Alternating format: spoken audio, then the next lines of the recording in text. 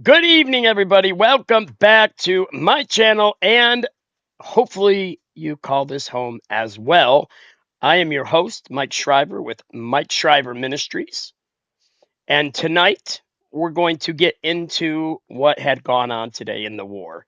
First off, we're going to start out with Jesse Waters, and then we're going to listen to Pete Hegseth as he reports on the war. And let me just say this from the get go, I appreciate Pete Hegseth and President Donald J. Trump.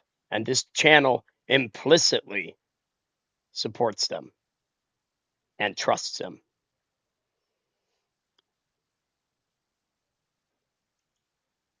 Welcome in, everybody. We got Tapioca in the house. I figured you'd be here first. It's good to see you again, Tapioca.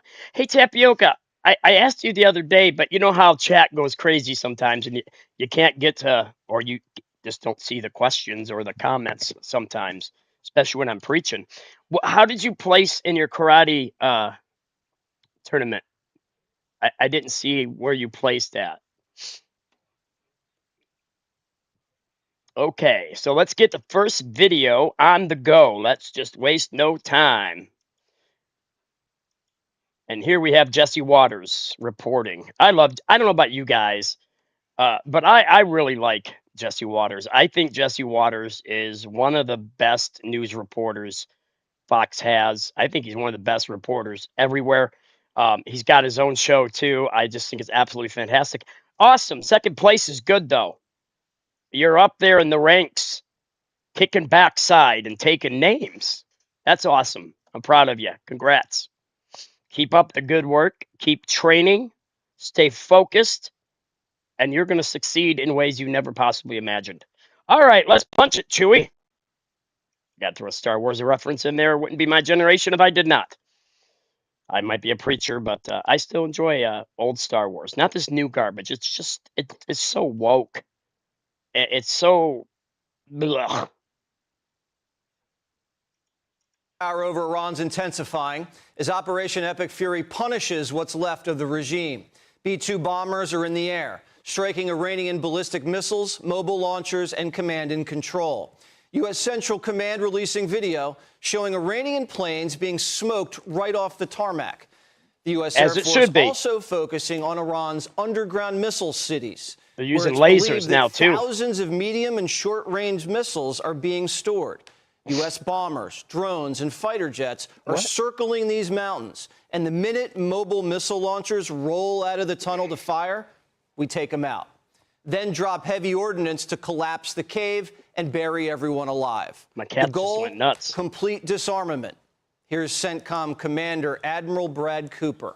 See ya, Constantine. In just the last 72 hours, America's bomber force has struck nearly 200 targets deep inside of Iran, including around Tehran. And in just the last hour, U.S. B-2 bombers dropped Soldier, welcome back in, Brother Ken and Tapioca. Targeting deeply buried ballistic missile launchers. Good to see you all. Notably, we've also struck Iran's equivalent of Space Command, which degrades their ability to threaten Americans. On top of that, Israel says it's knocked out the enemy's cyber warfare headquarters and one of their intel hubs. Plus, 30 of their warships have been turned into seafood. And we just got another big one. In just the last few hours, we hit an Iranian drone carrier ship, roughly the size of a World War II aircraft carrier, and as we speak, it's on fire. The commander-in-chief's monitoring the situation and is quite pleased. As soon as they set off a missile, within 4 minutes, the launcher gets hit. They don't know what's happening. Their Navy is gone. 24 ships in 3 days. That's a lot of ships. That's awesome.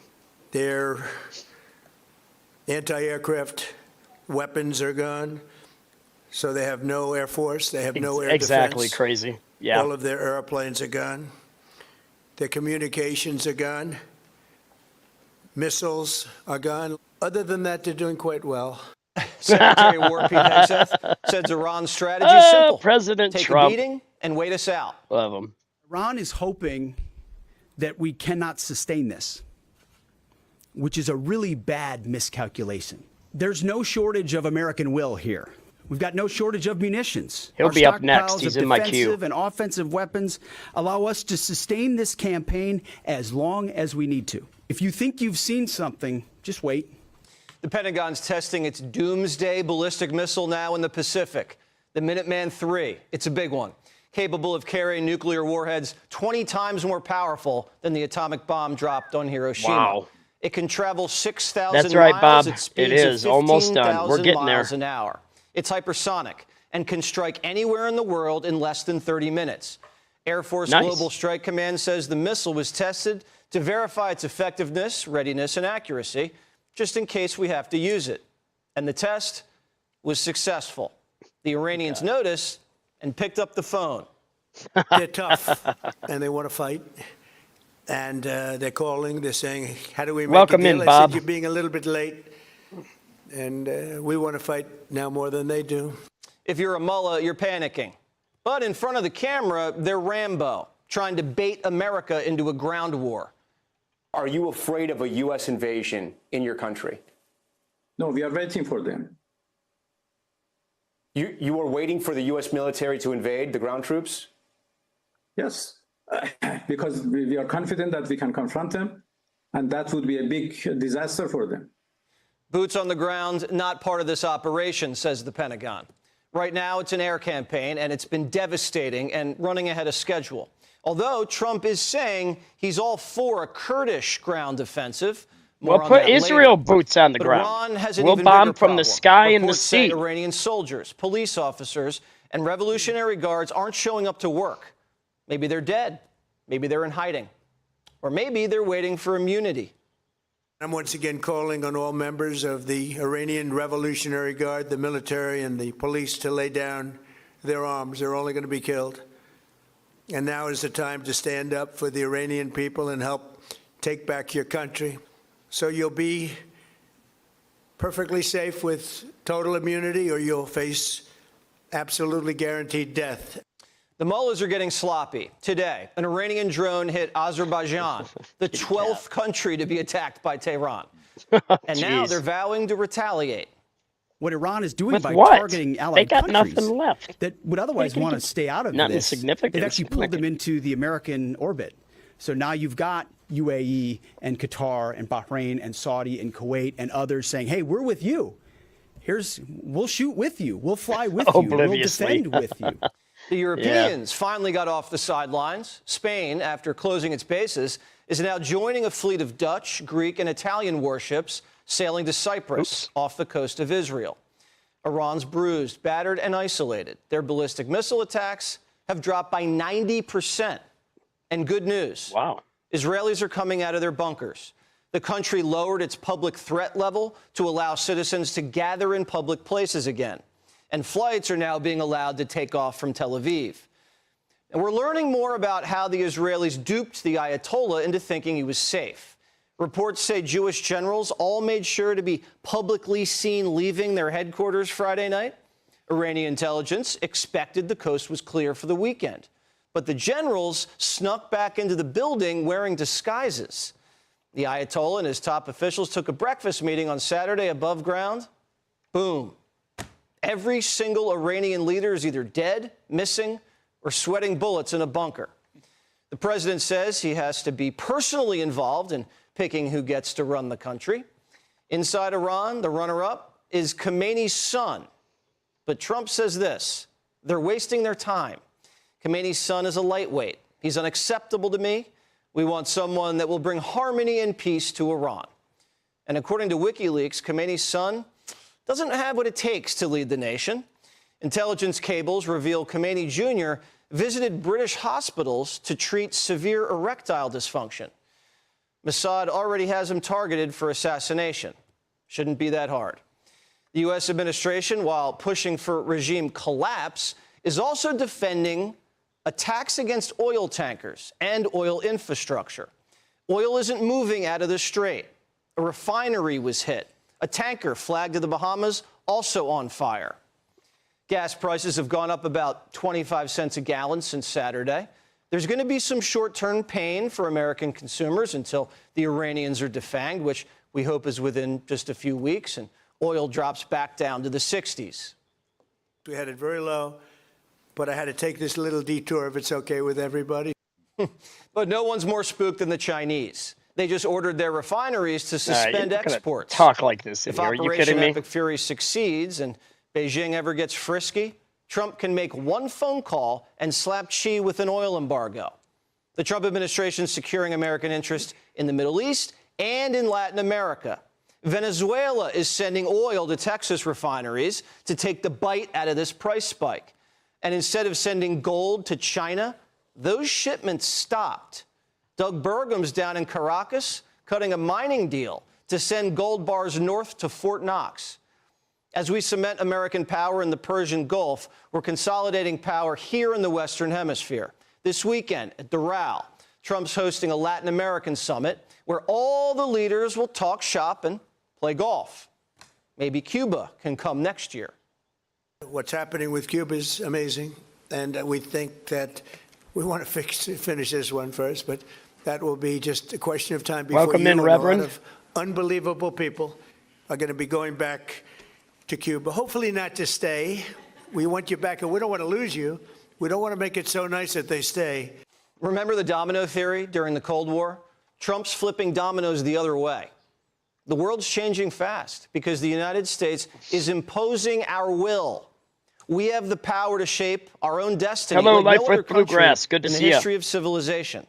It's just a matter of, do we have the will? And we pray that Operation Epic Fury is a success, and for the safety of our troops, and for the quick return of the free flow of oil. Be sure to like and subscribe for all the Fox News latest on YouTube, and catch full shows streaming now on Fox One. All right, now let's go to Pete Hegseth from what 6 hours ago? Are you guys ready? Punch it, Chewy. Here today alongside one of America's finest, Admiral Brad Cooper, commander of U.S. Central Command. This We've is had a chance to 22 spend a couple of minutes. hours together, better part of 2 hours, going through the entirety of this Operation Epic Fury. And Admiral, I want to thank you for everything you do and your incredible leadership, for your dynamic thinking, the way you're attacking this problem set on every level. In just days of Operation Epic Fury, you and your team have delivered nothing short of devastating, precise strikes, taking out the better part of Iran's Navy, making it combat ineffective, neutralizing missile sites and launchers, and establishing total dominance over the skies we fly over and seas we fly over. Our forces are executing with unmatched skill, and the mission is advancing decisively. This is the kind of no-nonsense, results-driven warfighting that America demands. And you're delivering it in spades. You are the man for this moment. Admiral Cooper, on behalf of the President, the Department of War, and every American watching, I want to thank you for your outstanding job you and CENTCOM are doing. Keep pressing the fight, and we are with you all the way. A few thoughts before I hand it over to the Admiral for an update. Iran is hoping that we cannot sustain this, which is a really bad miscalculation for the IRGC in Iran. You see, there's no shortage of American will here. We remember and honor our fallen, those 6 that we will soon welcome at Dover, who gave everything for their country in this mission. We remember them. But we remember them by rededicating ourselves even more fervently to this mission. Our commitment to our mission objectives only increases as our advantages continue to increase. We've got no shortage of munitions. Our stockpiles of defensive and offensive weapons allow us to sustain this campaign as long as we need to. Again, our munition status only increases as our advantage increases. Our capabilities, we have only just begun to fight and fight decisively. Having a chance to hear from Admiral Cooper. If you think you've seen something, just wait.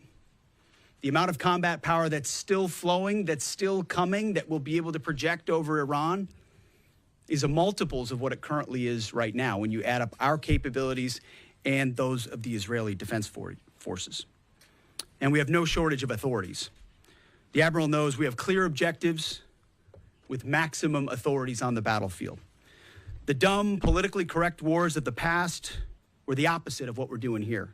They had vague objectives with restrictive minimalist rules of engagement. No more. Our authorities, his authorities, CENTCOM's authorities through the president and myself are maxed out. Our capabilities are overwhelming and gathering still, as are those of our Israeli partners. Our munitions are full up, and our will is ironclad, which means our timeline is ours and ours alone to control. As long as it takes to ensure the United States of America achieves these objectives. And as we flow more forces, and as we flow more capabilities, and as our munitions, as we're flying over the top, have even more devastating effects, we set the tempo, we set the timeline, led by the commander on the ground. Our ear is to the ground to listen to Admiral Cooper. What he needs and what he needs, he will get. We are built for this fight, and we are in it to win it. And we have the right commander in the lead. So I'll now hand it over to Admiral Brad Cooper to give you an update right here from CENTCOM. Thank you for letting me know. Mr. Secretary, first, thank you very much and good afternoon, and welcome to U.S. Central Command Headquarters, America's War-Fighting Headquarters.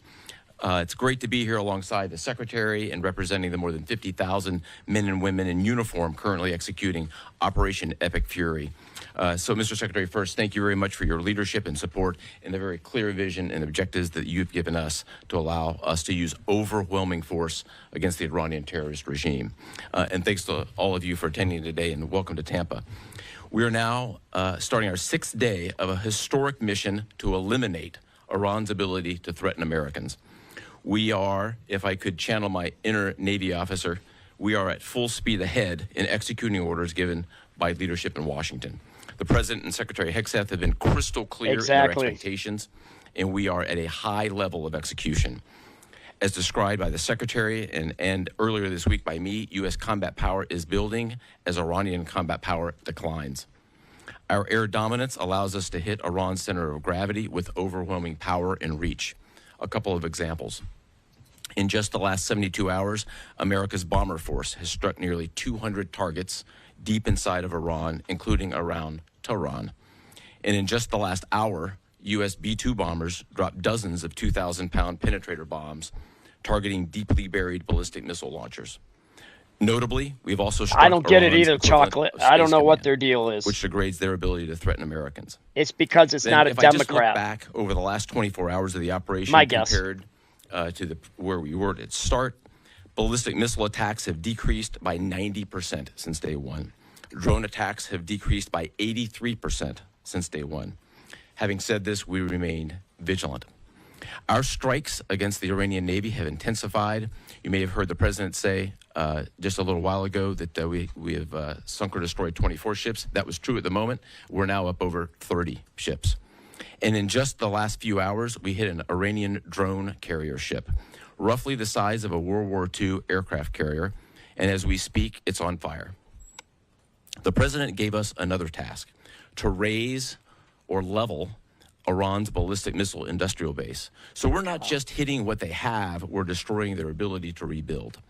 And so as we transition to the next phase of this operation, we will systemically dismantle Iran's missile production capability for the future, and that's absolutely in progress. This is going to take some time, but our forces are well supplied, as the Secretary said, and we are absolutely ready to prosecute this mission decisively. Our combined joint forces have relentlessly destroyed Iran's air defenses over the past few days, and they've continued hunting for more systems to kill. Our air defenders are operating at the very top of their game. I couldn't be prouder, shoulder to shoulder with our partners in the region in many cases, providing the most integrated air defense network in Middle East history. We are fighting to win. Through combined U.S. and Israeli combat power, we will continue decimating Iran's ability to project power outside its borders. And if I can just conclude by saying a strong salute to the brave men and women who are out on the pointy edge of this, really doing exceptional work. I just couldn't be prouder, and I know the American people share in that same pride. So thank you very much. Absolutely. And with that, we'll take a few questions. Yeah, right here. Sir, appreciate it. Admiral, I wanted to ask, or Mr. Secretary, the Ukrainian president said today that the U.S. has asked for specific capabilities to deal with Shahid drones, Iranian drones. Can you guys talk about what you asked for, and has there been any surprises from Iranian capabilities that you guys have seen in the past 6 days? Go ahead. So we're very familiar with Iranians' capabilities, and as you might imagine, we planned for it right from the outset, and I feel good about what the plan was. Like any good organization, we adjust as necessary to meet the environment, and we've made those appropriate adjustments. Absolutely. Right here. Thanks, Secretary Hegseth. I had two for both of you. One, was an American pilot shot down today in Iraq? And two, I've heard reports that there's Oh, I didn't hear that. Interesting. in Isfahan. That's crazy. Also heard It happens reports though. that there's not a lot of Planes get bombs shot there. down all the Is that time, on purpose? or at What least, users are enriched you know. uranium there? And would we ever send special forces to secure it? As CENTCOM pointed out, that those reports of an F-15 being shot down are false.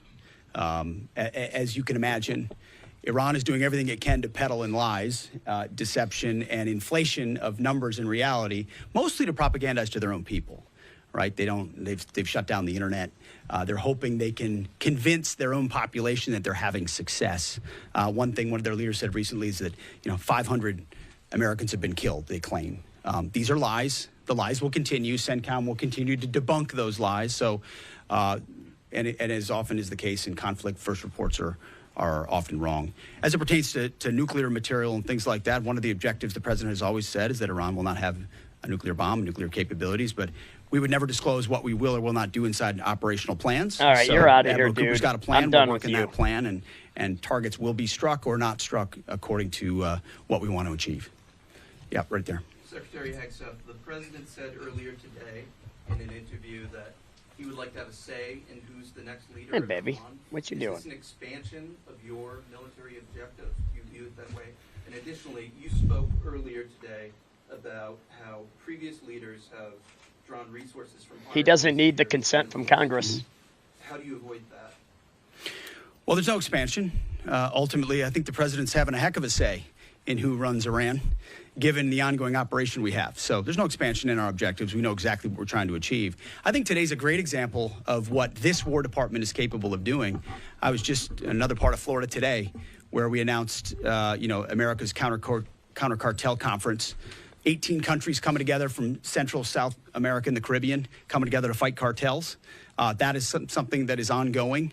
We're focused there. We're focused in the Indo-Pacific. We can mass combat power in CENTCOM. EUCOM is able to support that as well. So we know we're laser focused on our hemisphere and our homeland. That's why we locked down the border. That's why we're working with partners to take on cartels. That's why we're sinking drug boats. That's why we're on the offense there. But the beautiful things about combatant commands is that, Brad Cooper's laser focused on Central Command, just like Frank Donovan is laser focused on Southern Command. We can do both. That's what a global power can do. Ultimately, this issue of Iran's nuclear pursuit and their unwillingness through negotiations to stop it was something President Trump has said for a long time needs to be dealt with. And after 47 years, he's doing something that no other president was willing to do. And we're doing it overwhelmingly, and we're doing it decisively, while also in other parts of the globe having the desired effects. I mean, take, for example, what we displayed yesterday, the Iranian ship in the Indian Ocean, sunk by Indo-PACOM, another combatant command, who coordinated with us in order to make that happen. So America's reach is global. Our focus here, though, these missions are narrow, they're scoped, and Admiral Cooper is well on his way to ensuring that we reach those objectives. Right here, yes, sir. What condolences the troops killed. The Ukrainians are talking about providing low-cost interceptors, given their experience. Is that something that the Pentagon is looking for? And Admiral Cooper, can you walk us through a little bit about how effective the Lucas drones have been, what kind of targets they've hit, and how much that's helped, given that they're low-cost alternative to a more expensive helium? Go ahead. Sure. I'm not familiar with the particular offer, but interceptors in general, we've had a number of new capabilities being fielded. Obviously, I'm not going to talk about it from an operational perspective of what those are. But I think you have seen over a period of time us kind of get on the other side of this cost curve on drones in general. If I just walk back a couple of years, you remember what you used to always hear, we're shooting down a $50,000 drone with a $2 million missile. These days, we're spending a lot of time shooting down $100,000 drones with $10,000 weapons from ours. So that's one aspect of it. Lucas, indispensable. As many of you know, and if you don't know, this was an original Iranian drone design. We captured it, pulled the guts out, sent it back to America, put a little Made America on it, brought it back here, and we're shooting them at the Iranians. Good targets. Good targets. Absolutely. Right there, yes. Thank you so much, Secretary. President Trump, in his first speech after the launch of the Operation Epic Fury, he addressed Iranian people and he said that there is going to be a time for you to come out, but it's not now. Stay home. It's not safe. I want to know if there is a timeline for that you're going to urge Iranian people to come out, how that is going to play out, and how are you going to protect the protesters? You know that they're going to be shot probably, as we witnessed in January. That's what happened. How are you going to protect and support the protesters? And Admiral, I have one question for you. How are you going to minimize the civilian harms? We have a lot of evidence that the Basij units, IRGC commanders, they are now gathering in schools, in hospitals, in purely residential areas because their headquarters are bombarded, they are ruined, of course. So how are you going to protect the civilians while you're attacking the IRGC people hard? Thank you. I would just say on the protests, obviously the Iranian people showed a lot of courage in those protests, and we saw the Iranian regime was revealed for what it is in the way they reacted to that. The world saw that. No one's done more than President Trump to reopen the opportunity for those who want a free Iran to do so. Ultimately, it's common sense, as he said up front. Oh, absolutely. Don't Pakistan would go down too. I think they'd give more of a fight than Iran, but they would go down hard too. So there will come a moment where he determines, or they determine, that it's the time to seize that advantage. But there's a lot of things we're doing and the Israeli military is doing, targeting those individuals who are targeting those who protest. Jeff Depew's in the house. Good to see you. And you erode their capabilities, the more you create an opportunity for people to boldly stand up.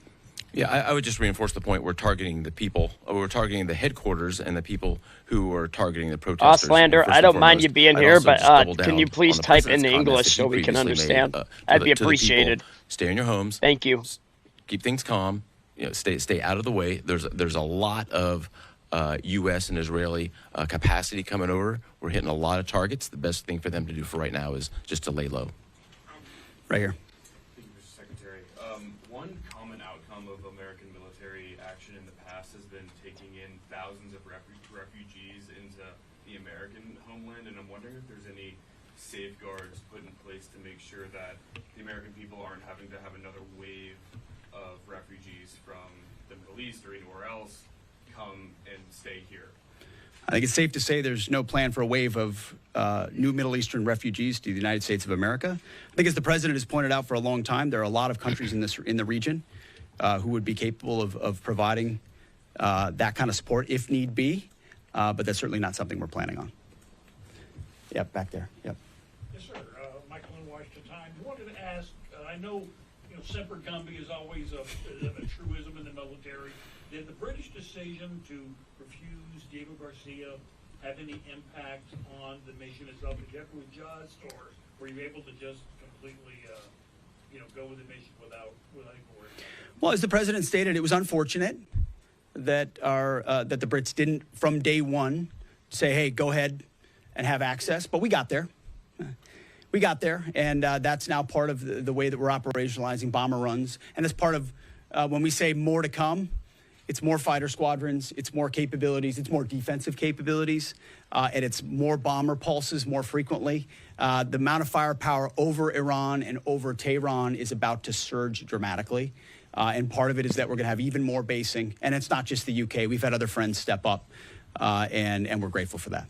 Maybe one more right here.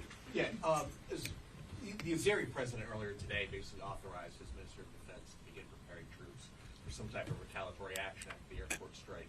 Has the Department of War and CENTCOM working on deconflicting with the Azeri if they were to move in or attempt something in retaliation? I'm sure there are plans, and I'll let the Admiral speak to that. But that does allow me to kind of address this idea that the war might be expanding, or there's chaos, and nothing could be further from the truth. If anything, what Iran is doing by targeting allied countries that would otherwise want to stay out of this, they've actually pulled them into the American orbit. So now you've got UAE and Qatar and Bahrain and Saudi and Kuwait and others saying, hey, we're with you. We'll shoot with you. We'll fly with you. We'll defend with you. We'll allow you more basing and other opportunities, a lot of which, we can't talk about and won't talk about. But it's actually firming up the unity of the resistance in order to focus exactly where we need to. So this idea that it's expanding or going, no, it's actually simplifying in a number of ways exactly what we need to achieve and how we'll achieve it. I don't know if you anything you want to add to that. I won't get ahead of policy in terms of what we might do. What I will point out is this is now the 12th country that Iran has attacked. 12 countries, and it goes right back to the Secretary's point. Those 12 countries are none too happy, and I look forward to working with all the partners who are willing to join us in this. And I would just close by saying, Mr. Secretary, one more question. Sure. What is your message to Americans who are concerned about security here at home with the change-up that we're going to see at the Department of Homeland Security? Well, I think Kristi Noem did an excellent job over there securing our border and keeping us focused on threats, and President making a change. We all serve at the pleasure of the President. I'm sure Mark Wayne Mullen will do a fantastic job. He's been a friend of mine for a long time. But Kristi did a great job setting us up for success. So I don't have any concerns about whether or not the homeland will be covered down on. And I'll just end by saying I wish every American could get a chance to see what we see.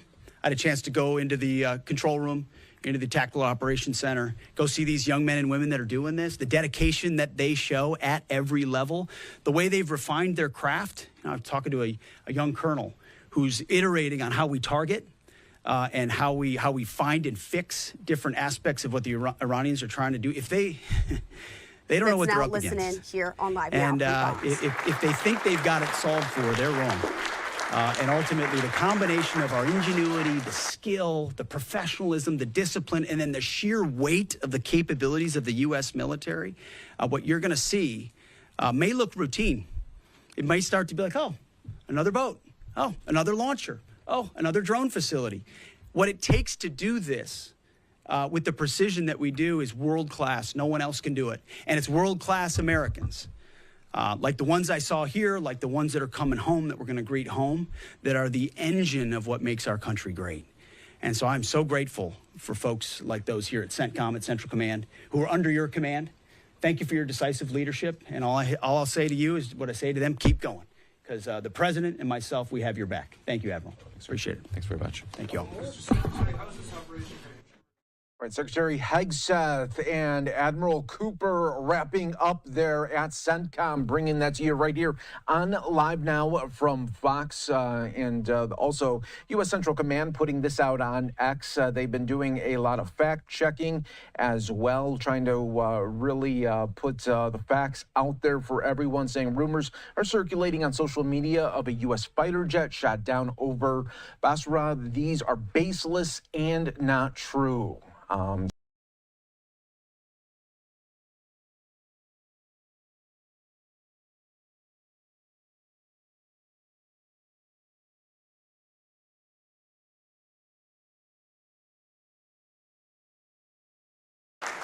That's great. It's great to be here. Champions. We like champions. We like winners. And we got a lot of them here today. Too many to introduce. A lot of them are political champions, and we don't care about them today, right? Right, Duffy?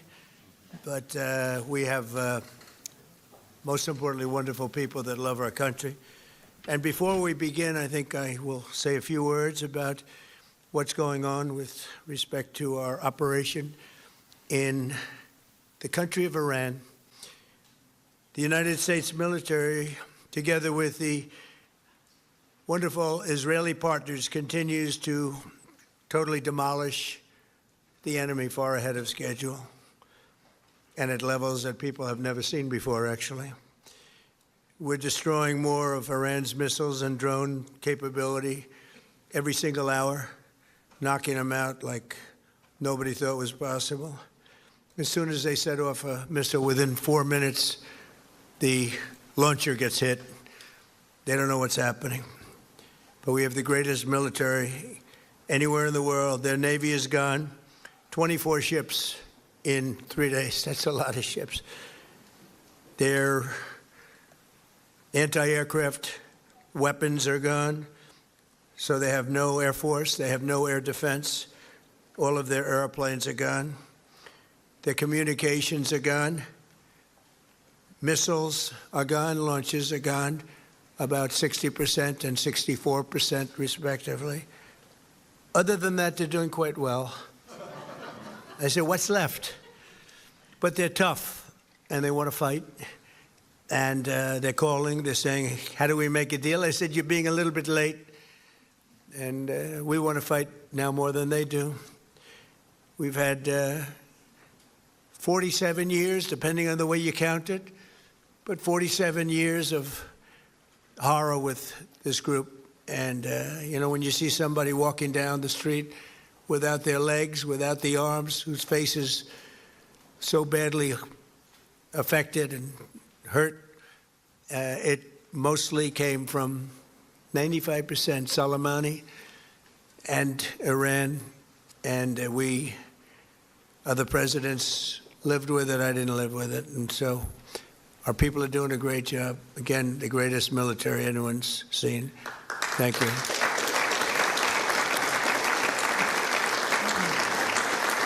Thank you very much.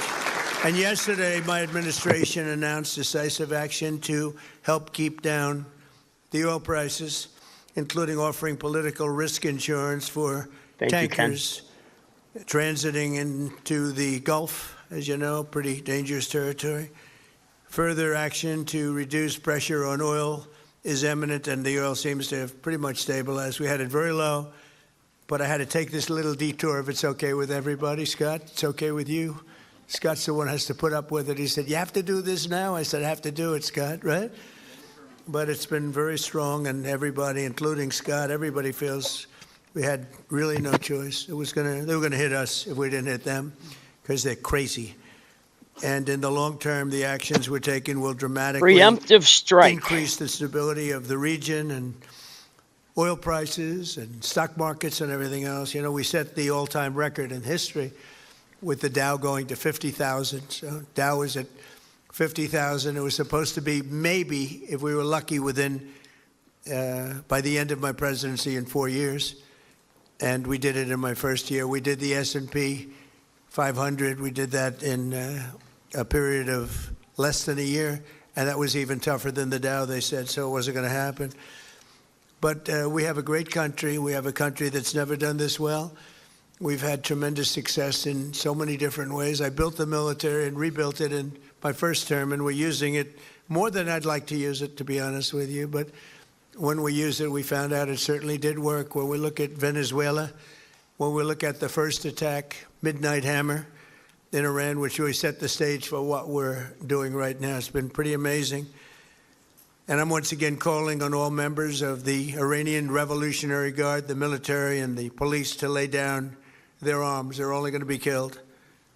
And now is the time to stand up for the Iranian people and help take back your country. You're going to have a chance after all these years to take back your country. Accept immunity. We'll give you immunity. And we'll be giving you really the right side of history, because that's what it is. So you'll be perfectly safe with total immunity, or you'll face absolutely guaranteed death. And I don't want to see that. They don't want to see it either. We also urge Iranian diplomats around the world to request asylum and to help us shape a new and better Iran with great potential. It's a country with great potential. There's much better future for Iran. It's now beginning. It's going to be, I think, a great future. And the United States will ensure that whoever leads the country next, Iran will not threaten America or its neighbors, Israel, anybody. If you look at what happened, they had missiles aimed at all of these other countries, Qatar, Saudi Arabia, UAE, many others that weren't really involved very much, and they had missiles aimed. Well, they were aimed there long before this ever started. They were going after the entire Middle East. And then we came along. We blew up their party.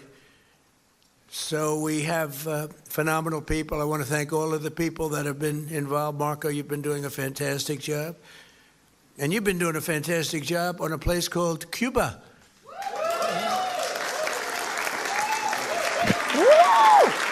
Right? Hear, hear. Right. And A-Rod came in before. I said, Hey, do you want to come up to a little award? He's gone to plenty of award ceremonies. Thank you, A-Rod. Big fan. But what's happening with Cuba is amazing. And we think that we want to finish this one first, but that will be just a question of time before you and a lot of unbelievable people are going to be going back to Cuba. Hopefully not to stay. We want you back, and we don't want to lose you. We don't want to make it so nice that they stay. But some people probably do want to stay. They love Cuba so much. I hear it all the time. That was another one that wasn't supposed to happen. Venezuela is going great. It's been stabilized. We have a wonderful person as your president-elect, Delcy Rodriguez, and she and her staff have been doing a fantastic job working with us. We're taking out hundreds of millions of barrels of oil, and it's going to Houston and various other places where it's being refined, and we're sending them back far more money than they've made in many years, and actually very shortly it'll be more money than they've ever made. And Venezuela is working. So we've had a lot of countries in places that truly love, you would say football, I would say soccer, but these are all countries that love football/soccer. And so I think the group likes it. And if you'd like, you could sit. I know I'm a very exciting speaker, but you can sit down if you'd like, okay? I'm looking at everybody standing. I'm saying, let's sit down. Because we're here to honor these great champions, and we want to take our time, right? Let's get to the reason that we're here, and it's a beautiful reason because we're honoring truly talented people. Today we're thrilled to host the 2025 MLS Cup champions, Inter Miami. Great job.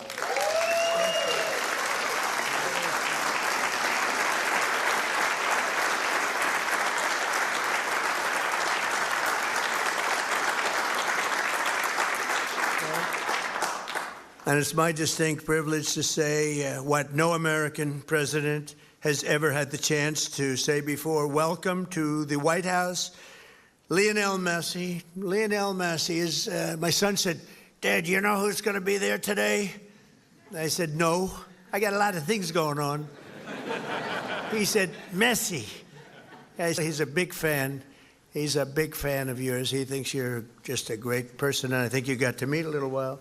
So he's a big soccer fan, but he's a tremendous fan of yours, and a gentleman named Ronaldo.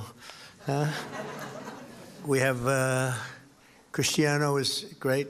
You're great. Boy, some big champions, some great athletes in that sport, and people that really love what they're doing, and they're doing it well.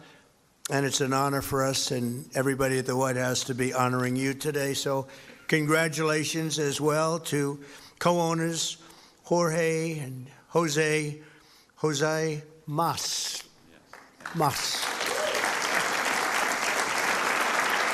We came from Cuba, right?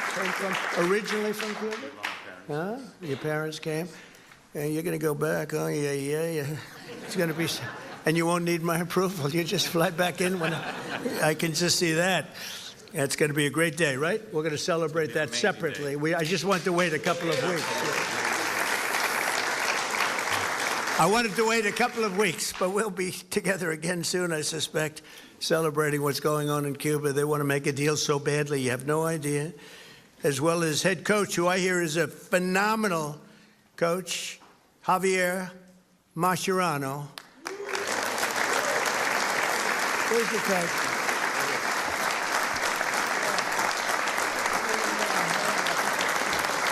I've heard he's a great coach. Well, anybody who wins is a good coach in my book, but I heard you're a hell of a coach. And all of the tremendous players that are just amazing.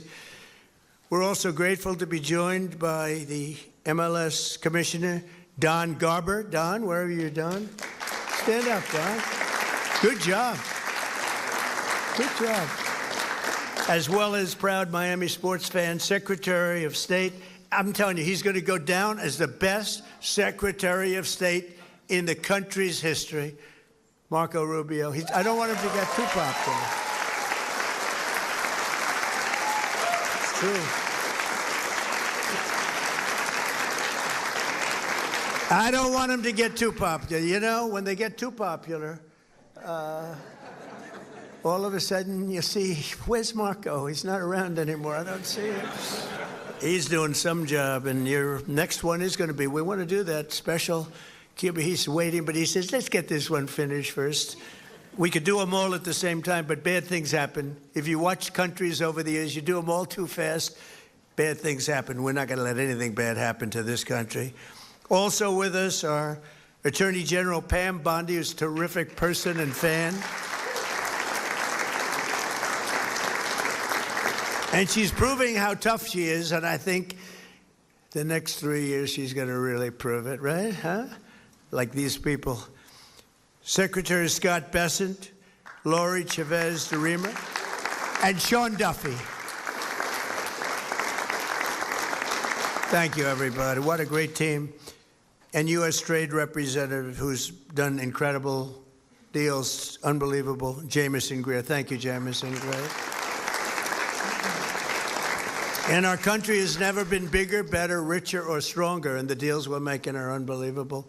And a lot of it's because of the tariffs, and a lot of it's because of everything else. We had a little complicating factor with tariffs the other day with the Supreme Court. Have a Coke They did the for ya. wrong thing, but it didn't make any difference because we have another way of doing it. They always have to make it the hard way. Do you know about that? You always have to. Is it like that? It's always got to be the difficult way, right? A little bit. Huh? Well, why do it the easy way? We can do But it we're the doing hard way. great. Our country is doing incredibly well. It's never done like this. It's, you know, I was with the King of Saudi Arabia. He said, you know, a year and a half ago, we thought your country was dead, would never come back. And now you have the hottest country anywhere in the world, which was sort of cool. I'll relate that story. But many leaders say the same thing. We have the hottest country anywhere in the world.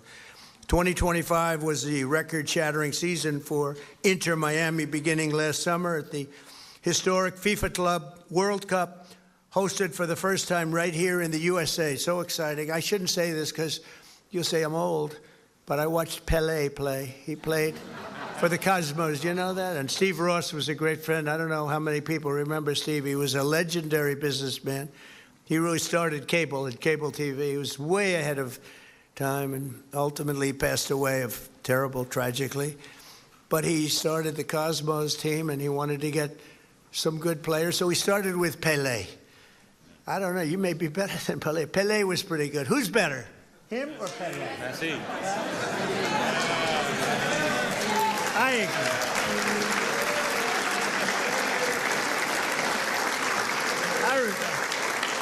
I think he is. But he was pretty good, right? Pelé was pretty good.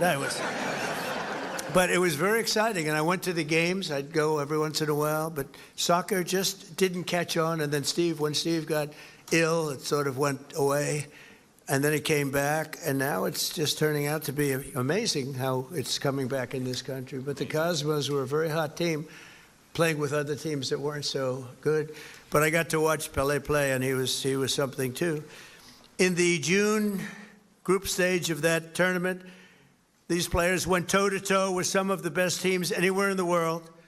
You tied Egypt's best club, supposed to be an unbelievable, talented club, with a gutsy performance from veteran goalie Oscar Ostari, who played a great game. Then you tied the top Brazilian club, wow, thanks to a brilliant goal from one of the greatest strikers of all time, Luis Suarez. Was he pretty good? Where is Luis?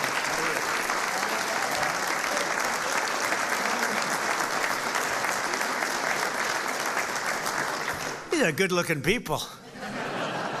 Marco, I don't like good-looking men. You don't feel so good about yourself standing up here. It was Adam and people. Steve. In the 65th minute, Louis gathered the ball around midfield and turned for a vintage solo run, dribbling through the defense, driving past defenders like few people have ever seen before, cutting to his left, hammering home a goal that secured Miami's place in the next round. But no match in the 2025 FIFA Club World Cup was more important than the match against FC Porto. Porto took an early lead, but you came back strong in the 54th minute, tied 1-1. Leo lined up for one of his iconic free kicks. He struck the ball decisively, bending it over the wall. All right, and you're not going to come. beating the keeper with a sensational left hook. Would I be able to do that if I practiced? He said, no, I think he's right, my friend. Great. In that moment, you sealed a truly historic Inter-Miami victory, becoming the first club from North America ever to beat a European club in official competition. Unbelievable. Yeah, it's hot. You know, I have to just interject. So, over the years, I love sports, and I've watched my friend A-Rod. With George Steinbrenner, I'd sit in his box, just the two of us. He would never have anybody but me. He liked me, right? He liked me, and he liked you. He liked almost nobody. It would be a World Series when baseball was hot. It's not as hot now, I'll be honest with you. They do things wrong.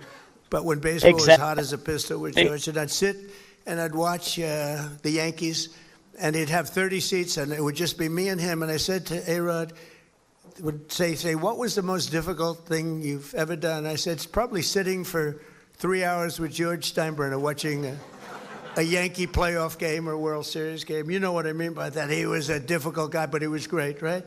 He liked me, I liked him, and we both liked nobody else. And that was a good combination. But I have to say this. So I've seen a lot of great players come into the world of sports, and they came in from all different countries, all different players. They've come, in some cases, just from different states. They come to the Yankees, or they come to the Dodgers, or they come to whatever. But I've seen them come in from other countries, and there's such a clamor. Oh, so great, everything's great, but they don't win. This guy won. He came in, there was tremendous fanfare, and he won. You know, right?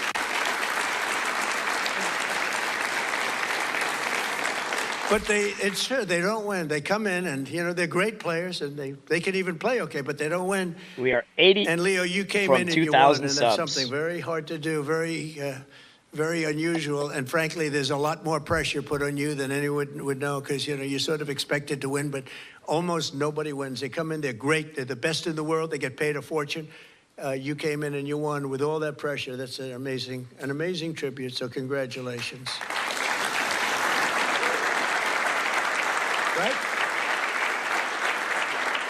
But in that moment, you sealed a truly historic Inter-Miami victory. And think of that, first club ever, North America, to top the so-called European clubs. Pretty amazing thing to do. Returning to the MLS, Inter-Miami built on that incredible momentum, playing a record number of games and scoring a total of 101 goals, the most in MLS history. Is that correct, Mr. Commissioner? Well, that's pretty good. How's Andrew? Is Andrew treating you okay? He's a good golfer, too, actually. People don't know it. He's a very good golfer, right, Andrew? But Trump's a good golfer, too, Andrew. Thank you. With 29 goals in the regular season alone, Leo won the prize Golden Boot, becoming the first player to be named the league MVP twice in a row. Amazing, you know, comes in, a lot of great players. Pretty amazing thing to do, very hard to do. Exploding into the playoffs, this team racked up a series of statement wins, big wins, that frankly wins that a lot of people didn't think they could do. You secured a 3-1 must-win victory over Nashville SC. You thrashed FC Cincinnati 4-0 on the road. And then you routed New York City FC 5-1, led by a hat trick from young star Tadeo Allende. Where is Tadeo?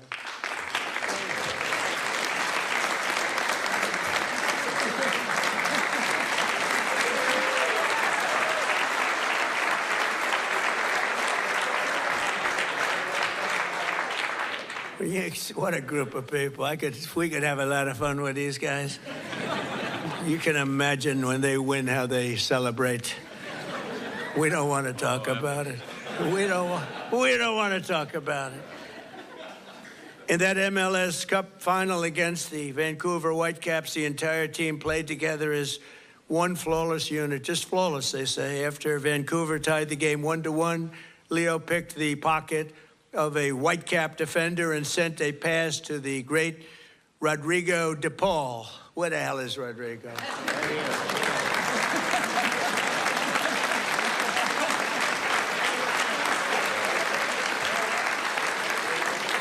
Do you have any bad-looking players? You know? I like the bad-looking guys much better. Who stuck a low-driving shot into the side net, taking the lead, and then in the 6th extra minute of stoppage time, Tadeo drove home your third and final goal, making the score 3-1 and securing your status as the first champions in club history. What an amazing accomplishment. Coach Mascherano became one of the few head coaches to win the MLS Cup Finals in his very first year. And Leo claimed the 47th trophy of his storied career. 47th, can you imagine that?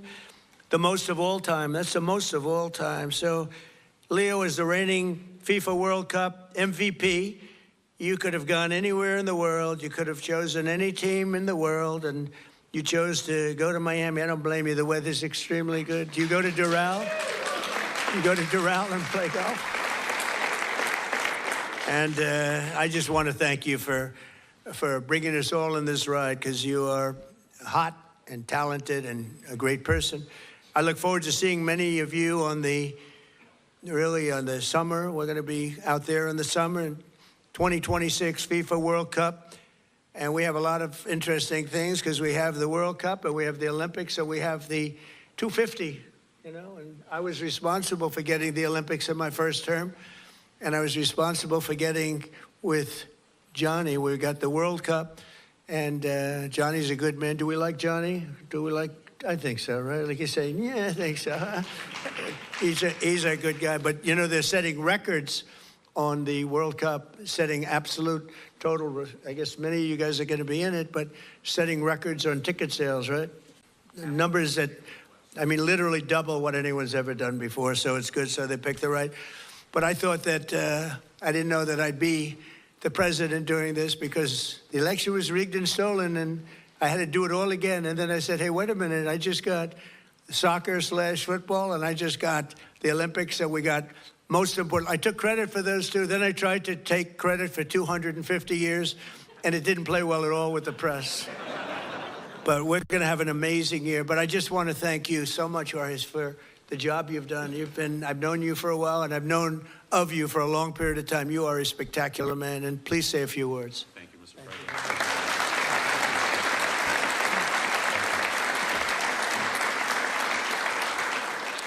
Thank you very much, Mr. President.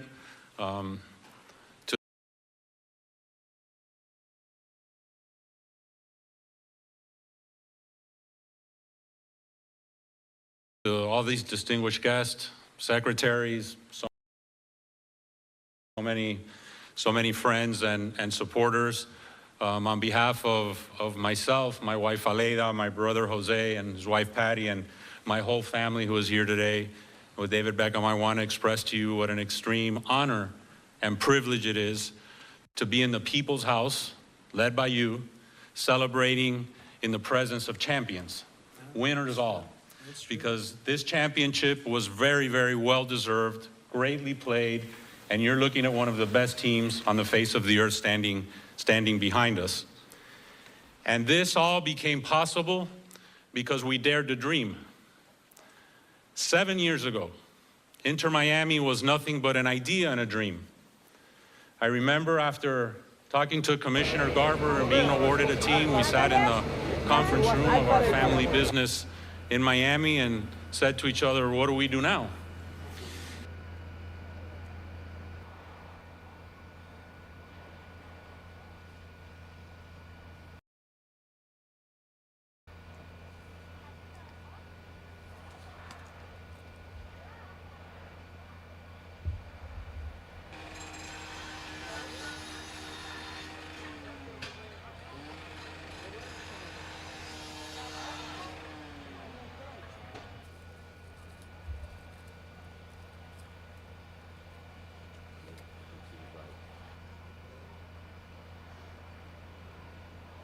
Let me see if I could find a different one.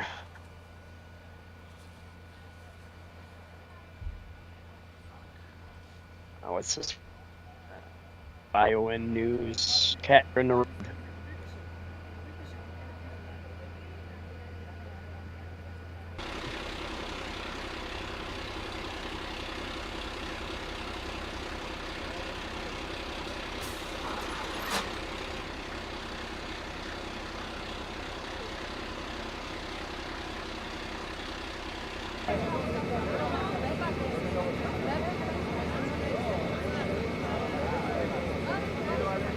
Cat, move. You need to move, honey. I love you. I'm trying to work here. Kitty cat, you gotta go this way. Come back and see me in 5 minutes, okay? Make an appointment. Yeah. All right. Here's what I also found right here. Let's look at this for a minute. This one here seems to have more going on with it.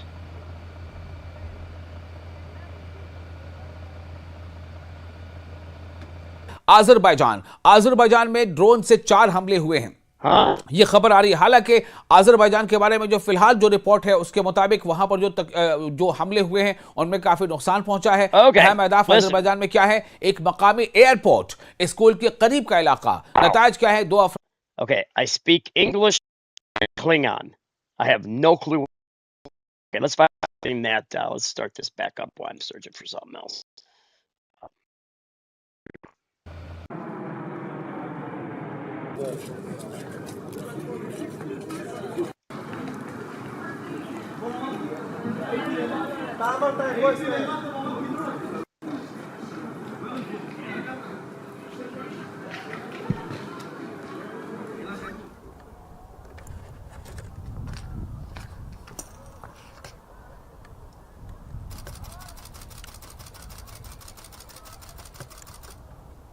Reza Gholamzadeh is the Secretary General of the Asian Mass Forum and also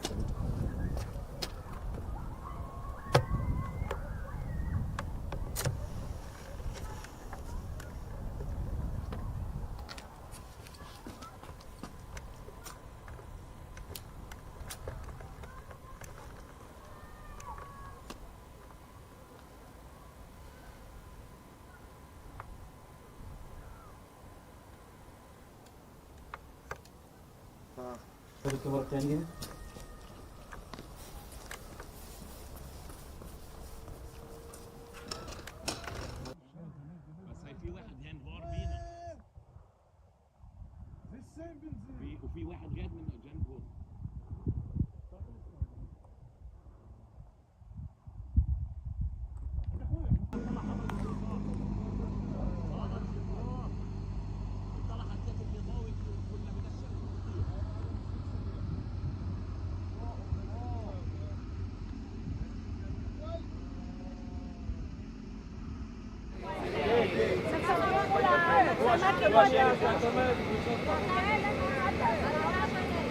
And as the son of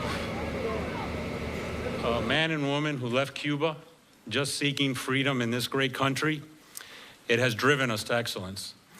And we thought, what can we do to make a difference? What can we do that's special? And at that time, I told myself what many people thought impossible.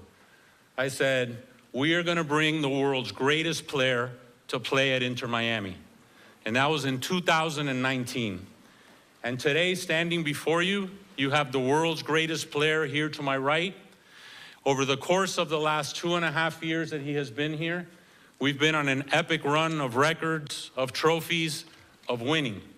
Because what I've wanted to establish with Inter Miami is a winning culture. That it be a reflection of our community of South Florida and Miami, made up of winners, of hardworking men and women, and I want our team to be an embodiment of our fan base and everyone who aspires to a better future and to a better life. On the back of our jersey, Mr. President, it says freedom to dream, because that's our family moniker and what embodies our team and our aspirations. But that all began many, many years before at the dinner table of our family with my late father, Jorge. Air Force Base this week. And right now, England's defense minister is in Cyprus visiting that base. American stealth bombers are reportedly expected to land at UK military bases within days to join the fight. Iran also launched an attack on Azerbaijan today. That's the neighbor to the north. More new video now for you to see. Sitcom showing Operation Epic Fury strikes in Iran today. The Islamic Republic has now attacked at least 12 nations. And that has sparked fury among those countries that had been at least neutral, if not friendly, toward Iran. Great Britain has been reluctant. More new video now for you to see. Sitcom showing Operation Epic Fury strikes in Iran today. The Islamic Republic has now attacked at least 12 nations. And that has sparked fury among those countries that had been at least neutral, if not friendly, toward Iran. Great Britain has been reluctant to directly support United States and Israeli strikes. That's changed a bit since Iran hit a British Air Force base this week. And right now, England's defense minister is in Cyprus visiting that base. American stealth bombers are reportedly expected to land at UK military bases within days to join the fight. Iran also launched an attack on Azerbaijan today. That's the neighbor to the north.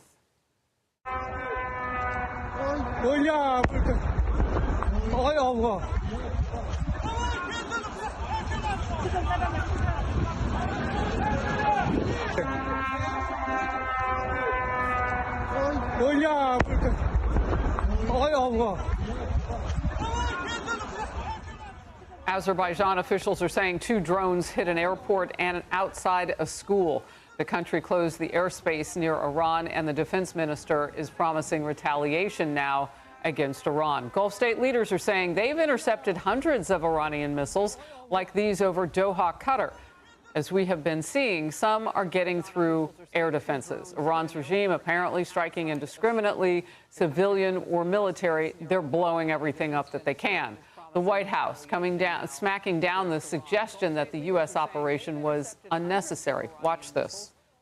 Why is it that across the administration you can't say what the imminent threat against the United States was that required us to launch this? I am out here today to explain to you exactly what led the president to make the decision to launch Operation Epic Fury. And President Trump does not make these decisions in a vacuum. This decision to launch this operation was based on a cumulative effect of various direct threats that Iran posed to the United States of America. And the president's feeling based on fact that Iran does pose an imminent and direct threat to the United States of America. Chief National Security Correspondent Jennifer Griffin. Jennifer. Harris, the Iranian strategy is to widen the war and to force the U.S. and its allies to burn through its valuable and limited supply of high-tech missile interceptors, to raise oil prices by threatening ships in the Strait of Hormuz. That is why you are seeing strikes in Turkey and now Azerbaijan. Chief National Security Correspondent Jennifer Griffin. Jennifer. Harris, the Iranian strategy is to widen the war and to force the U.S. and its allies to burn through its valuable and limited supply of high-tech missile interceptors, to raise oil prices by...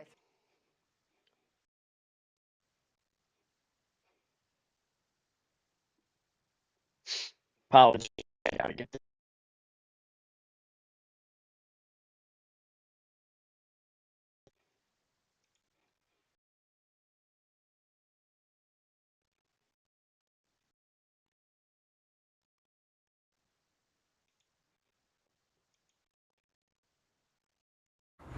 More new video now for you to see. Sitcom showing Operation... more than any other Middle Eastern ally, and to force the U.S. and its allies to burn through its valuable and limited supply of high-tech missile interceptors, to raise oil prices by threatening ships in the Strait of Hormuz. That is why you are seeing strikes in Turkey and now Azerbaijan. The international airport, as you mentioned, hit in Azerbaijan, and just moments ago, explosions in Abu Dhabi near Zayed International Airport. The UAE has been hit more than any other Middle Eastern ally. Qatar today said it intercepted 13 Iranian ballistic missiles. Bahrain faced 124 drones in the last 24 hours, destroying 88. The rest, we're told, fell in the water. Welcome. There is some concern that Iran is holding back firing some of its ballistic missiles to extend the length of the war. This new video from CENTCOM U.S. Central Command posted overnight shows U.S. forces striking some of Iran's mobile missile launchers. Iran, however, has built large underground sites to store and launch their ballistic missiles from. These underground cities that you can see from video that we've obtained from January 2025, it's welcome news that they are still using these underground missile launchers for the U.S. military, which has the ability now to drop large 2,000-pound bombs and even bunker busters to destroy these vast underground missile cities, if you will. Iran has more than a dozen of these underground sites, we have learned. In a historic first, the U.S. used in combat for the first time, something you're seeing right here. These are long-range precision strike missiles called PRISMs, which were developed to replace tactical ballistic missiles. They fly at incredibly high speeds and can hit time-sensitive targets. They fly hundreds of miles further than the ATACMS, which the U.S. military had used, and they only had a 186-mile range, still pretty far.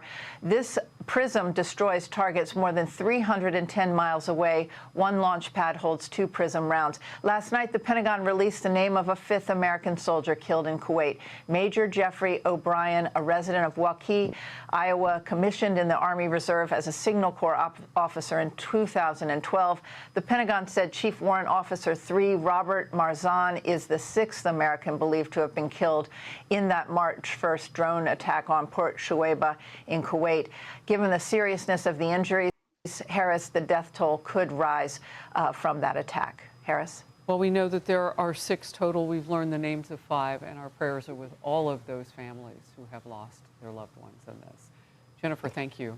Let's go now and focus to Brett Velikovich, former Army Special Operations soldier. He served multiple tours in Iraq and Afghanistan and is also now a Fox News contributor. Brett, we're looking at Beirut Live right now, and I want to get your thoughts on, first of all, I mentioned the people. So they've started to move out of the way in southern Lebanon and places like that. But talk to me about that and its role in Iran versus, it looks like the rest of the region now because it keeps firing on everybody. Well, Harris, one of the most revealing facts coming out of the last 24 hours is that Iran's attacks have now touched 12 countries, from UAE to Azerbaijan. That tells you everything about the nature of the Iranian regime. This is not a country defending itself anymore. It's a regime exporting chaos in every direction. It's a regime full of psychopaths that should not exist in modern society. And while our military conducts precision strikes on the tyrants in Iran, they are busy bombing girls' schools in the midst of their own chaos and killing more innocents. And Harris, Iran's strategy has always been this death by 1,000 cuts, launch a few drones here, arm a proxy militia there, threaten shipping lanes somewhere else. But that strategy only works if the United States hesitates, which we've always done before. But we are done abandoning our red lines, and it's clear our leadership is no longer going to play nuclear roulette with this regime. And the administration is sending the opposite message. We're watching the entire chessboard. We're prepared to respond wherever American interests are threatened. America's warriors right now are continuing to deliver retribution for thousands of killed by that regime with unmatched power. And when the Pentagon starts moving senior leadership towards the theater, like they've done with Secretary Hegseth, adversaries should start really reconsidering their life choices. Interesting. Interesting. I was just going to say, we heard this from the CENTCOM commander, Brad Cooper, and we also heard it from the Joint Chiefs of Staff Chairman Raising Cane. And that is the fact, and now we know more about them. Those prison-long ballistic missiles, pulling back a little bit and doing this with a different strategy now. Some 300 miles they can hit a target with those missiles, and it allows you to do some different things in a tighter circle, but from farther away. Can you talk to me about the strategy of that and what phase that means we're in right now? Well, we're in a phase where we're going to continue to pound them to the point where they cannot reconstitute their army and respond fast enough. We have a number of countries now that are responding also. You have multiple regional actors like Israel, other countries as well, that frankly were silent before, that are now openly pushing back against Tehran's influence. And that just shows you how destabilizing their behavior has been for decades. We've got region now finally pushing back. Countries that stayed neutral are realizing you can't appease this regime that treats the entire Middle East like it's its own firing range. And so when one regime manages to attack a dozen countries in a week, the problem isn't escalation. The problem is that the world tolerated this for way too long. And so we are dismantling their machinery, their missile facilities, their air defenses, their proxy armies, and so that we're never going to have to pay a price at our domestically. Does it give a chance for those people now like Azerbaijan to then fold in and do what they need to do to protect their own people and put up those missiles or whatever they're going to do? Just a quick yes or no. Yeah, I think the strength of Western security has always been collective defense. And so, you know, especially as we're seeing drone strikes on other locations, that's going to warrant a larger network coming together to defeat this Iranian regime once and for all. Brett Velikovich, thank you very much. Always good to have you. Be sure to like and subscribe for all the Fox News latest on YouTube and catch full. All righty. Let's see what else we got. I'm not going to be on too much longer. I might actually take the next couple of days off. We've really been live a lot, haven't we? In fact, we have picked up over 400 new subscribers. We have gotten 50,000 views. In fact, I think it's more than that in the last 5 days. Thank God. And not just from the war either. I'm talking people wanting to hear the word of God. And because I'm live 10 to 15 times a week. It's like I live on here. I got no schedule to keep. And I have dedicated my life to the Lord and to bringing his word and reporting on the war and seeing how the war fits into quite possibly Bible prophecy at minimum of wars, as Jesus talked in the last days. And yeah, I appreciate all of you. You guys are great, fantastic. Crazy Soldier, I would like to make you a moderator. You prove your fullness to the channel. Is that okay if I make you a mod? Crazy Soldier. Thank you for the dollars, Shriver, and all you do for the kingdom of Jesus. And Jeff, thank you for everything you do for my channel, yours, Mike Shriver.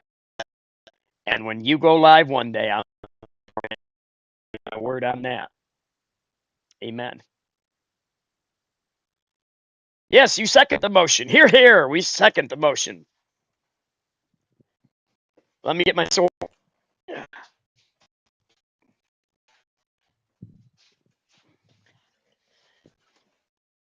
The word of God. Crazy Soldier. Lord, this channel, and I hereby knight thee, a member of the MSM MS, aka Shriver Ministries Mod Squad.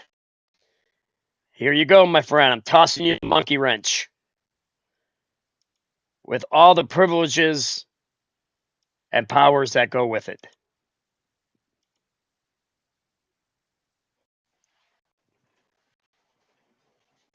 And thank you for your service, not only to the United States military, you are crazy.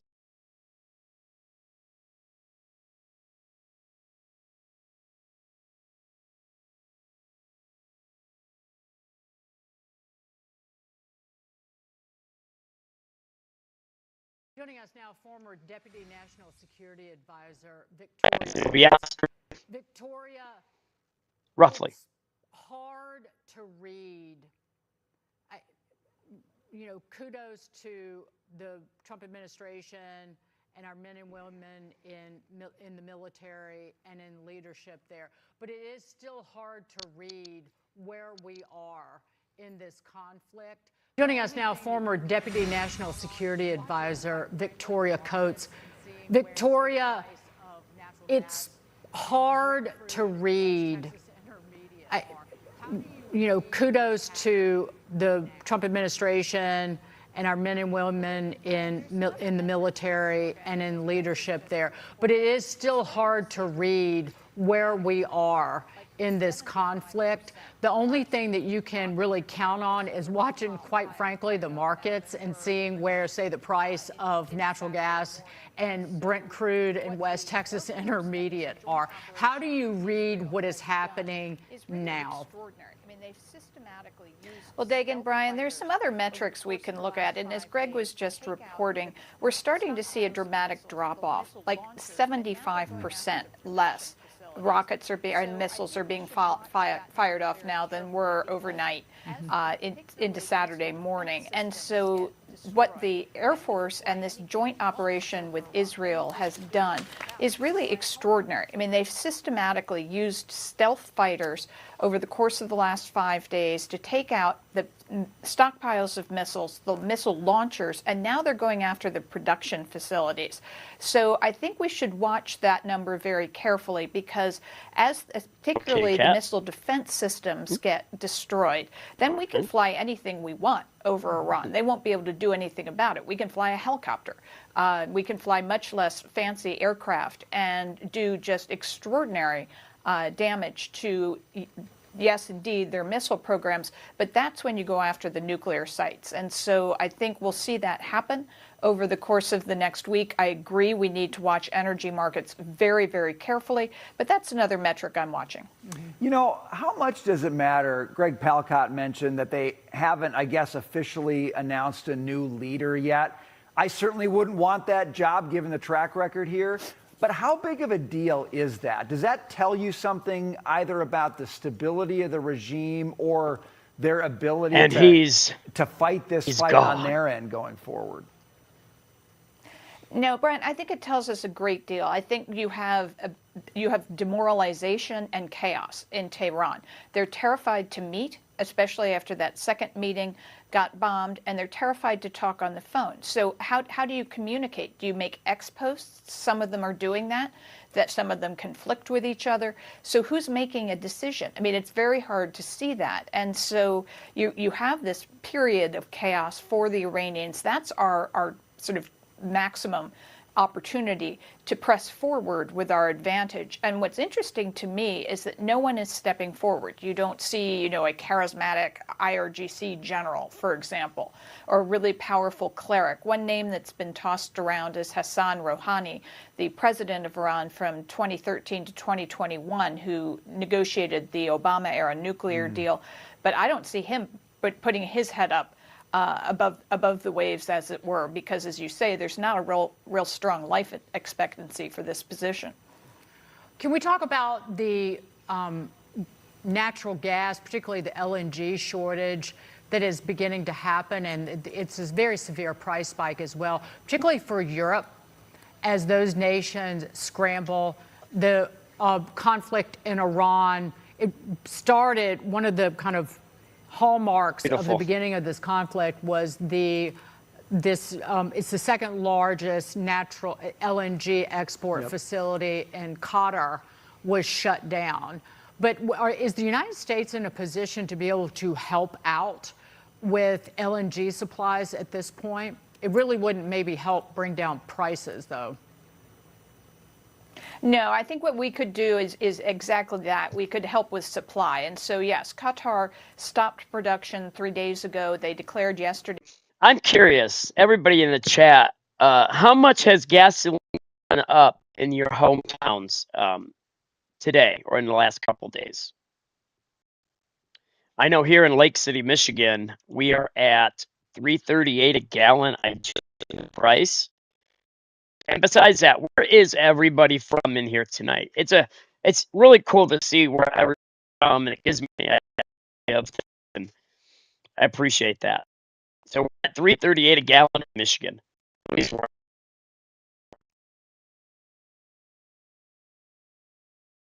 Force majeure that they cannot fill their contracts because they can't get their product onto the water and out of the Strait of Hormuz. So that's a huge loss for global natural gas markets. Now, the good news is U.S. production is ramping up. The policies that President Trump, Secretary Wright, and Secretary Bergen put into place a year ago are starting to expand production. but it's going to still take a little bit of time. And this is where the foolishness of Europe in continuing to buy Russian gas during the now 4+ years, we've entered the 5th year of the Ukraine war. They're still buying it. And now they say, oh, because this has happened, we're going to have to buy more Russian gas. It's ridiculous. They should have gotten after this 4 or 5 years ago, built a bigger pipeline to, say, Azerbaijan, gotten off the Russian gas altogether. Now they're just stuck in a cleft of their own making. I just got about 15 seconds left, but I'm curious, how big of a deal is it that we've sunk like 30 of Iran's ships? Is their Navy basically done at this point? How many more are left to go? Well, I mean, I think we've got a fair amount to go, but we've proven that they're defenseless against us. So we can get rid of that menace. That really reduces their ability to close the Strait of Hormuz. That should increase confidence that we can start shipping back up. All right, Victoria Coates, great analysis. Thank you very much for that. Thanks, guys. All righty. And let's see what's that next one up there, General. Now, this is breaking news, and it comes to us from U.S. Central Command. Our military is making history on the battlefield. New video shows long-range precision strike missiles being used in combat for the first time ever. CENTCOM says they provide unrivaled deep strike capability. And here is the moment the U.S. destroyed an Iranian naval ship with a torpedo. This was in the Indian Ocean. It was the first time a submarine has sunk an enemy ship with a torpedo since World War II. Our military has struck or sunk more than 20 Iranian ships so far. These images show the attack from last night on a Soleimani-class warship. Secretary of War Pete Hegseth says we've virtually wiped out Iran's leadership. Watch this. Iran's senior leaders are dead. The so-called governing council that might have selected a successor, dead, missing, or cowering in bunkers. They can't talk or communicate, let alone mount a coordinated and sustained offensive. The Iranian Air Force is no more. The Iranian Navy rests at the bottom of the Persian Gulf. Combat ineffective, decimated, destroyed, defeated. Last night, we sunk their prize ship, the Soleimani. Looks like POTUS got him twice. He says we're winning hands down.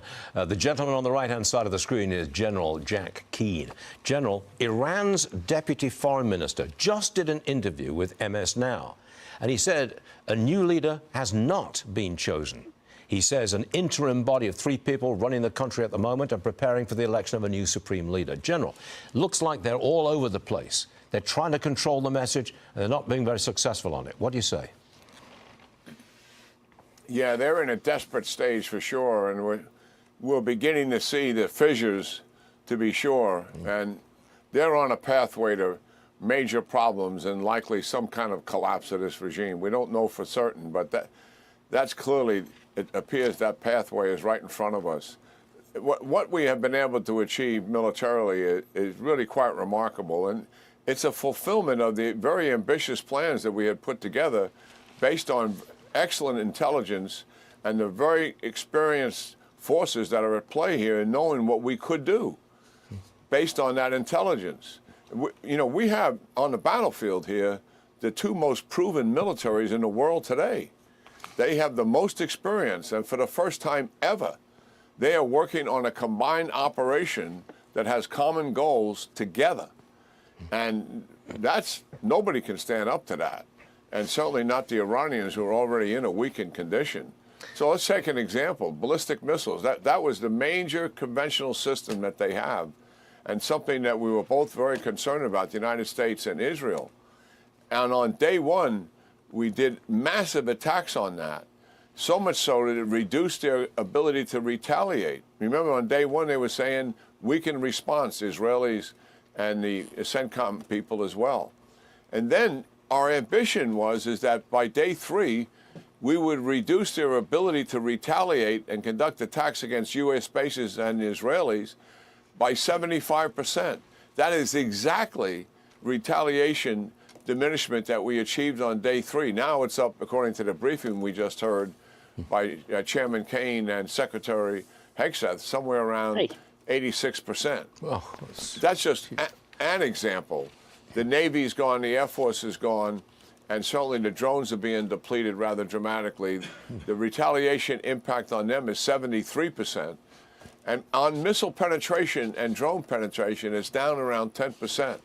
And that is the reason, Stuart, for, by anybody's definition, light casualties, despite the heartbreak of losing 6 of our soldiers due to a drone attack. And let me say that as a result of that, certainly that has committed all of our military forces, both Israeli and American, to make certain that those lives aren't squandered. And we finish this thing completely on our terms. That this regime doesn't have the capability to hurt Americans, to hurt Israelis, or destabilize that region again, which they have been doing for almost 50 years. Now, we are seeing the pathway for this to be over. As President Trump says, our goal is no nuclear weapons, no refining of uranium, no missiles, no drones, no production thereof, and no help for proxies like Hezbollah and Hamas. Are we going to achieve those goals relatively quickly? Well, we're going to achieve those goals based on the conditions that we're dealing with. So we haven't set a time schedule for that. If we do it in the next 10 days, that'd be fine. But if it takes 3 or more weeks, we got some lousy weather coming in a few days. That'll curb some of our aviation operations, to be sure. The enemy always has a vote here, but not much of one now, given what we've done to them. Yeah.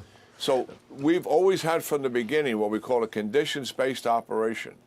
Those conditions, our ability to achieve our objectives, drives the length of the mission.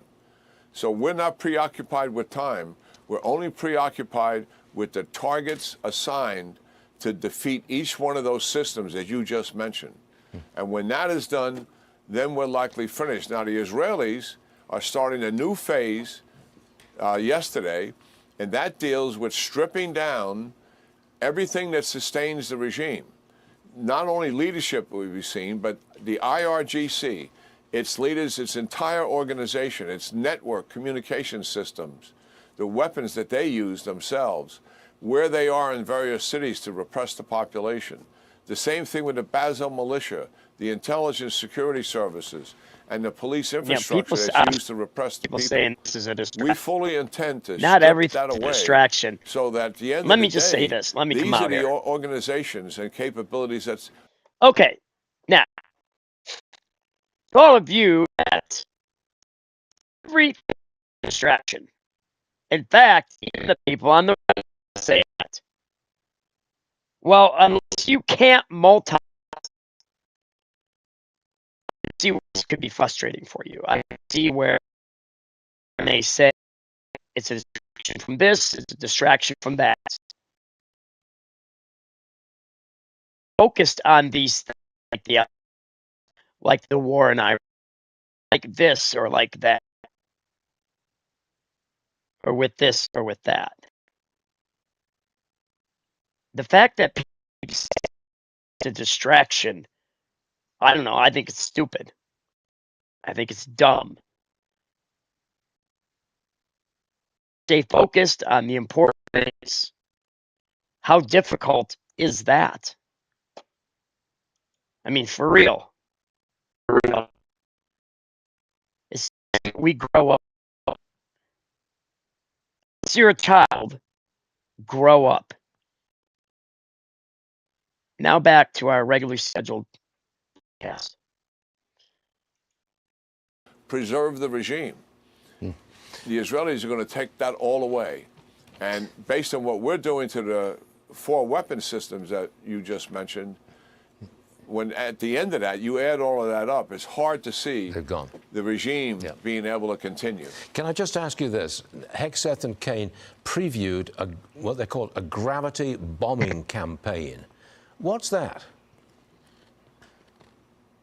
Yeah, well, when we started the campaign, before we had air superiority, we used standoff musicians like Tomahawk. We can deliver Tomahawks from the air and from the sea. That should work better now. Underneath the sea better? and on the surface. And we were delivering precision-guided strike munitions like you just saw. That PRISM is an Army system replacing ATACMS. But this one goes longer, more lethal, and more accurate. What we have now, we don't have to use those standoff systems that are not as... Okay, guys, am I any clearer now? Is it coming in clear, or is it still breaking up? My headset battery could be getting low, too. But I do have a backup of the same thing, Turtle Beach headset. Going live. So just let me know in the chat. lethal as gravity precision systems. Now we can fly any place we want to fly, and we own the air completely. So most of our bombing from here on out will be gravity bombs, which we have unlimited stock of almost. 500,000-pound, 2,000-pound bombs, very precise, but obviously we can bring in big bombers that we normally wouldn't bring in to do that kind of work, and other fighters as well. Yeah. And we're not worried about them being exposed. So they will fly literally all over Iran doing that. And I like the fact that Hegseth, breaking the will of your opponent is the objective of war. Yeah. You got fighter jets flying over your territory 24/7. That starts to break your will, believe me. Yeah. And that's what we're about now. Good question. Great. Okay, I went ahead and changed headsets. Let me know if you can hear me and if it is. Sometimes these things happen. Quick test so I can actually hear myself. Testing 1, 2, 3, 4. This is the spiritual emergency with direction Acts 2:38, where the plan of salvation is, where it talks about born again. John 3, Acts 2:38.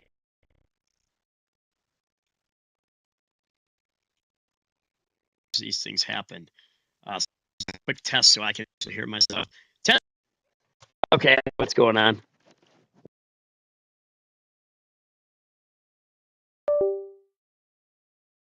Stuff, General, and it's great to hear this positive news about our military in Iran. General, always a pleasure. Come and see us again soon. Thanks a lot, sir. You betcha. Thank you. You betcha. The Senate votes today on a resolution to curb President Trump's war powers. I think the Democrats want to stop the war, but why stop now?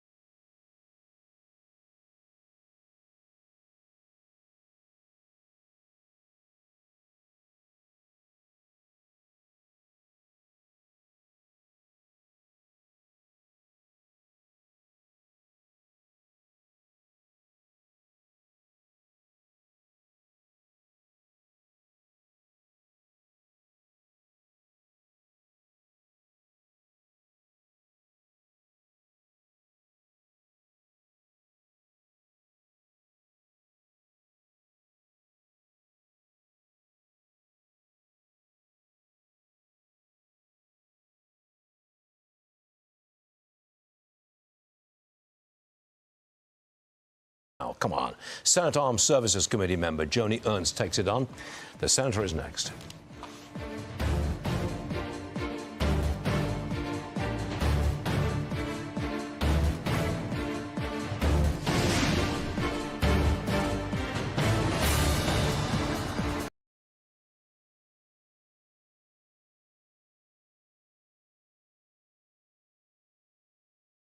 Me now, my mentor on all this, General Jack Keane, Fox News strategic analyst, retired four-star general. General Keane, welcome. Hey, it's great to be here with you, Larry. Let's see.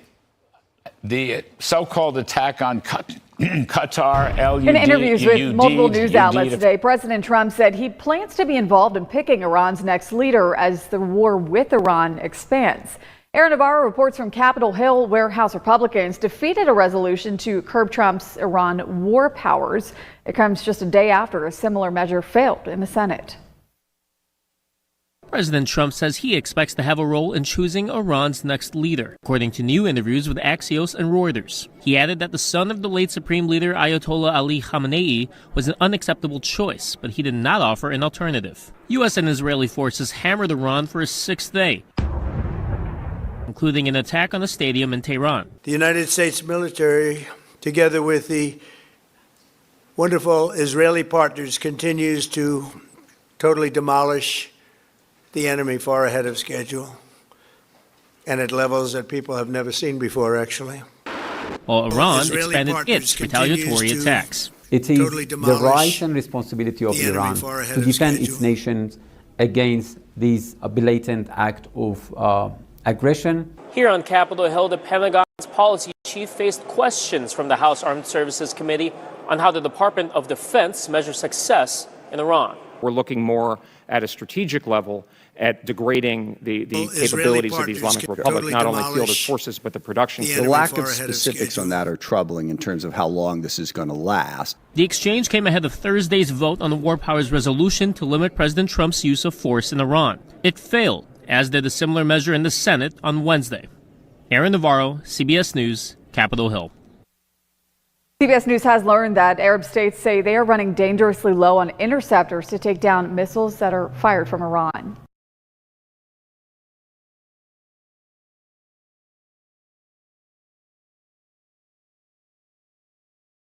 We're coming to you with breaking news. President Trump right now speaking live from the White House about Iran. Take a listen. Too many to introduce. A lot of them are political champions, and